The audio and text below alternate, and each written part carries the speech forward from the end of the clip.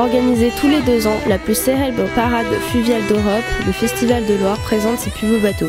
Pour l'occasion, nous avons décidé de nous intéresser à l'un d'entre eux, emblématique, l'Inexplosible. Bienvenue à bord de l'Inexplosible et du Festival de Loire 2015. Merci. Alors j'aurais quelques petites questions à vous poser à propos de ce bateau qui est l'Inexplosible. Déjà, pourquoi ce nom, l'Inexplosible? Alors l'Inexplosible, pourquoi l'Inexplosible? Pour la simple et bonne raison, c'est que c'est un bateau qui a été conçu avec un moteur qui n'explosait pas, car les autres bateaux qui remontaient la Loire auparavant étaient des bateaux qui servaient à transporter et des marchandises et des personnes à des fins plus ou moins de concurrencer le train, mais souvent avec le courant, les bateaux, le moteur surchauffait et explosait, qui entraînait la perte de personnes et la perte de marchandises. Et quand il navigue, est-ce que vous avez un équipage complet pour le faire fonctionner ou comment ça se passe? Alors, nous-mêmes ne sommes pas habilités à piloter le bateau. Nous faisons appel à Bruno Desmurs, qui est le pilote homologué par la ville d'Orléans et l'agglomération, pour piloter le bateau.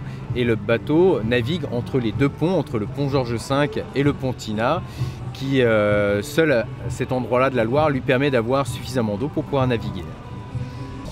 Depuis quand travaillez-vous sur ce bateau? Alors le bateau a réouvert depuis le mois de juin 2015 avec la participation de l'agglo et de la ville d'Orléans qui tenait à ce que le bateau soit réouvert pour le festival de Loire 2015, mais aussi de façon plus générale car c'est un très beau bateau. C'est un investissement certes qui a été réalisé par l'agglomération, mais voilà, il se devait d'avoir à nouveau une activité sur le bateau.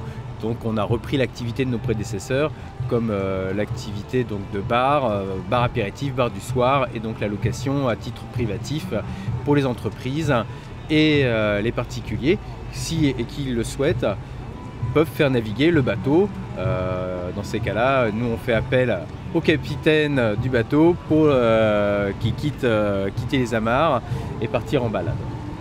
C'est un bateau donc, qui fonctionne avec 2 roues complètement indépendantes, qui ne nécessitent pas un axe central au niveau du bateau, et en fin de compte fonctionne un petit peu comme un char, où on peut faire tourner une roue dans un sens et l'autre dans l'autre, qui lui permet de tourner soit à gauche soit à droite, et en plus d'avoir un petit gouvernail à l'arrière qui lui permettra effectivement de faire ses manœuvres.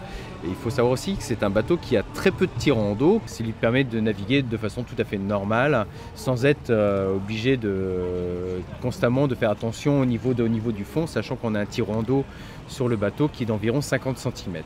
Voilà. Eh bien, merci d'avoir répondu à nos questions. De rien, Simon.